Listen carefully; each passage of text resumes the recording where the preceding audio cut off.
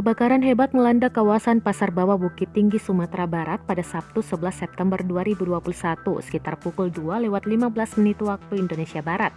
Akibat kebakaran itu, sekitar 300 lapak pedagang yang rata-rata dari kayu hangus terbakar menjadi abu.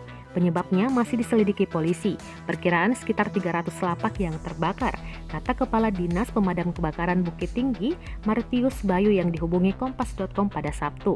Martius mengatakan pihaknya menerima laporan kebakaran sekitar pukul 2:15 waktu Indonesia Barat dan kemudian turun ke lapangan.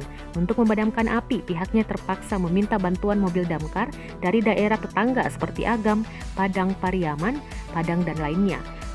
Ada sekitar 15 mobil damkar yang turun, kami minta bantuan tetangga kami, kata Martius. Martius menyebutkan api dapat dipadamkan sekitar pukul 4 waktu Indonesia Barat. Untuk nilai kerugian belum bisa ditaksir dan korban jiwa nihil.